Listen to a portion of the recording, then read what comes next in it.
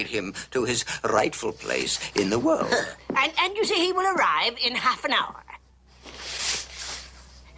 Well, we'll just see. And you will, Archimedes, you will. So, he'll be, a boy. Yeah, I remember that day. It was pretty cool. Merlin told me about this young boy, about 11, 12 years old, who was gonna pull up. He was gonna come through the roof, put the chair right in the exact location. I didn't believe him at first, but you know, Merlin is Merlin. Merlin being Merlin, he knows good. That was an intriguing day. That was my first time meeting Wart. But I'm gonna give y'all a little bit of backstory on how I even met Merlin to begin with. So I was minding my own business. I was in the woods and I was looking for something to eat, you know. I noticed that there was mice that were in this one particular area. They just kept, you know, just going near this one place. Turns out they kept going to Merlin's cabin in the woods nearby. So I set up, I see that this collection of mice, there's something different about them. You know, I can sense prey. I can see 360 with it. I got really good hearing. And I hear that the mice were speaking English. You know, there's like animalistic intuition when I can pick up on other languages from other animals. I ain't never heard of no other animal speaking English. So then I get real curious because as it turned out, the mice and Merlin were having conversation. They were talking about politics and geography and the future. And I'm trying to figure out how, what's going on here? So I get close to the cabin and I look in the window and I just see them, they just chopping it up, having a good old time. Merlin got tea. They got a little charcuterie board. They got the cheese out. And the mice are just having a good old time. So I swoop in and Merlin sees me and he says, "Hey, you want to join in the conversation?" I say, Who, me? When I said who, I was used to saying who. I always said who. But then I said who, me? And I was like, me? Wait a minute. As it turns out, when Merlin spoke to me, he had already cast a spell to engage me in a conversation. Now, all of a sudden, I'm speaking English. I went from just saying who to who am I as a animal? Who am I as a being on this planet? What is my purpose? Then we just got into this real philosophical debate. And then Merlin, by the end of the night, everybody went home. The mice, they dipped. I stayed chopping up with Merlin just a little bit longer. And Merlin said, "You know what? I like you. You should come back around more often." It's like, all right. I mean, sure, I guess. We just met, but I rock with you. You seem like you got a good thing going here. So then he was telling me about all his magic and stuff. And then he said, "You know what? You want a place to live? Because I know you be out here in the woods and all, but it's warm here. I can get a birdhouse and you can camp out in here." And that's what it was. I never looked back. And the funny thing is, see, everybody know me as Archimedes, but that's only because that's the nickname he gave me, because I'm a highly educated owl. My real name is actually, can't believe I'm telling y'all this, but I've never actually told anybody this. Like my actual birth name is Theophilus Cleophas Waxler V. Don't ask me why that's my name. Just know that that's my name. Archimedes is just way shorter of a situation, and I rock with it. So fast forward a little bit, you know, that was my origin story, but fast forward to when we met Wart, when he came through that ceiling. That was a fateful day. Merlin knew what was up. I was gonna find out.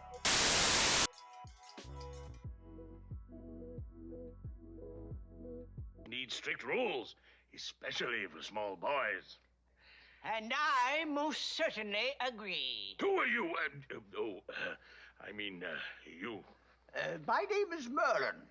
This is Archimedes, the highly educated owl. Educated owl? Say, that's a good one. We take Wart back to the castle, and Big Belly Rude Boy want to get disrespectful. First and foremost, he smells bad. His breath smelled like Shrek's armpit. It smelled like a dirty diaper on a hot plate in the middle of June. I wasn't rocking with it. When we get back, he addresses Merlin and then makes fun of me. Merlin introduces himself, and then he introduces me as a highly educated owl. So then Big Belly Rude Boy, he wanna get funny and be like, highly educated owl. What is that a laugh about, sir? What is so funny? One, why are you doubting my intelligence? Two, you heard me speak, and then you thought it was Merlin who spoke, but we both right here. It just baffles me. He just really think he the king of the castle, when in reality, he don't even know that Wart is actually gonna be the future king. All hail King Arthur. He has no idea. He got too much pride, selfishness, and ego to understand that he is in the midst of future greatness.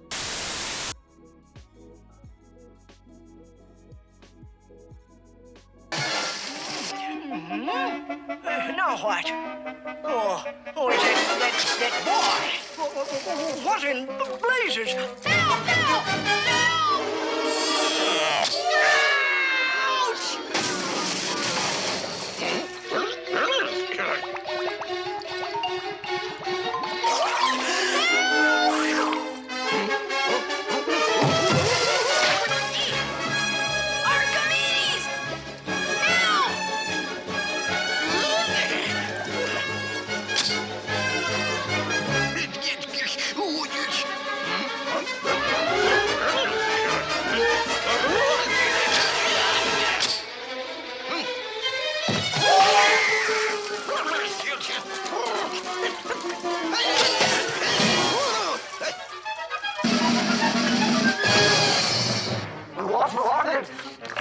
What in thunder is a monster like that doing in the moat?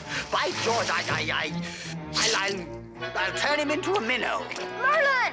I just gotta say, Wart has the survival instincts of a peeled grape, of a rotten potato, of a toenail. When I tell you, we had to save this boy countless times from so much danger, it was baffling, baffling. Even in the very beginning, on his way to get into the cabin, the way he almost got eaten up by that wolf when he was walking around with Merlin, the way I had to save him from getting eaten by that big old fish. That day was so traumatizing. Now, I'm an owl. Do you know how much owls go swimming? They don't.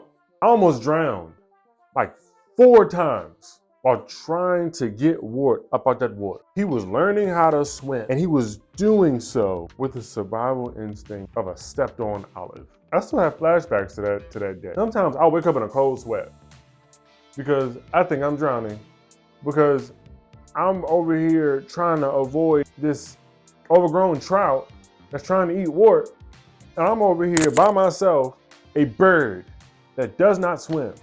I'm not a penguin, huh? Because Wart about to get me killed, and I'm not having it. I wasn't having it, but I did have it because, I mean, what else was I doing? I couldn't let the baby die.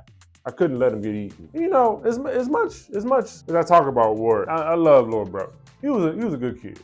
As a child, he was caring, he was honest, he was curious, he was scrawny, and it was just like you just couldn't help but love him, but you also was just annoyed at how little he was able to do on his own. I mean, he didn't know how to swim. So Merlin literally had to turn him into a whole fish, teach him how to swim. And I think it's kind of overkill, to be quite honest with you. I didn't think he needed to metamorphosize into a whole different animal to get it, because when he changes back from a fish to a human, I don't think those skills are going to translate the way Merlin thought they would. But I guess he wanted to have his Finding Nemo moment. You know, he wanted to be Shark Tale for a little bit. You know, one thing to another, and I'm almost drowning. He's almost eaten. The overgrown trout almost had an $11.99 lunch special. A little minnow with a side of owl. I really think they should just let the animal stuff stick to the animal stuff, and then they just stick to the human stuff. And I mean, yes, I know humans are also animals, but it's just some stuff that just humans, they just were not meant to do. That's my take, and I know I'm biased, because I'm over here, I'm a talking owl. I'm not supposed to be able to do this.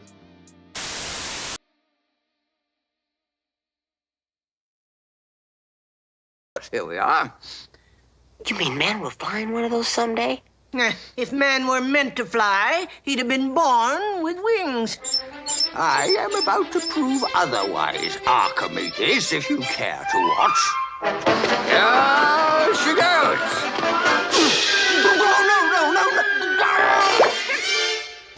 Oh, man will fly all right. Just like a rock.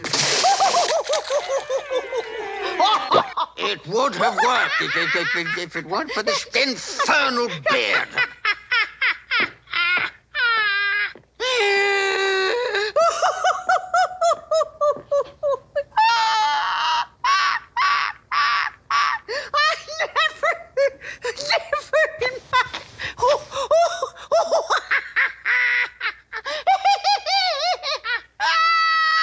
Man will fly someday, I tell you. I have been there. I have seen it. That had to be the funniest I ever laughed in my life.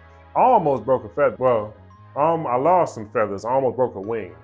That's what I meant to say. That was so funny because Merlin was just like blissfully unaware when he was winding up the airplane propeller.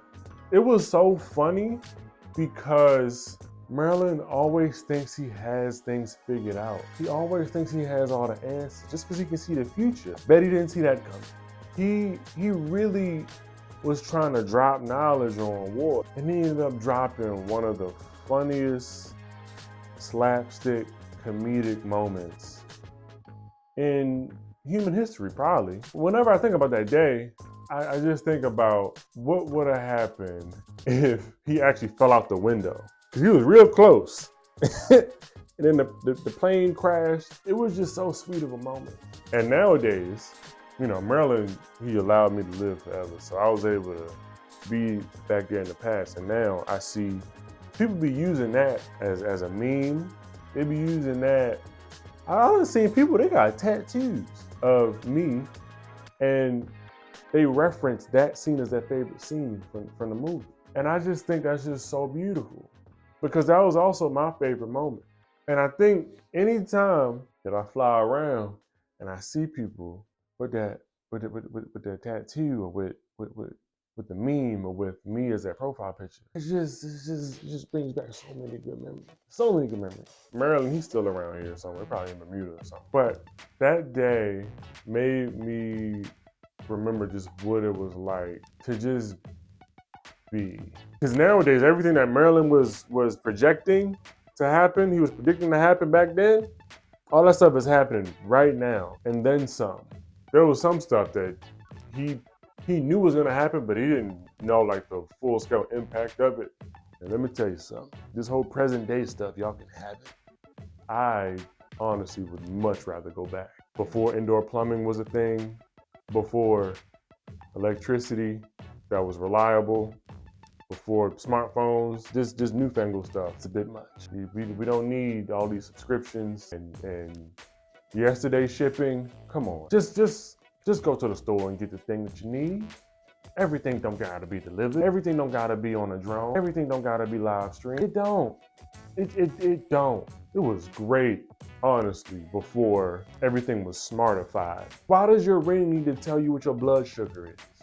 Why does your watch need to tell you anything but what the time is? Why does your watch need to track your sleep? You sleep, huh? Just go to bed. And everybody got their smartphones at the drop of a dime, but they need anything. They just tap, tap, tap, and they either have it, or they've ordered it, or it's on the way within a matter of minutes. We got too much access to a whole bunch of stuff that we don't really need access to.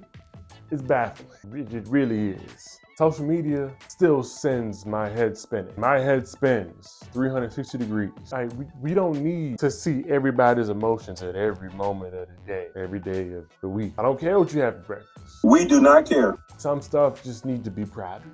Keep it to yourself. And don't even get me started on this AI. I saw this one video of an owl, and they were speaking English. Oh wait, no, that was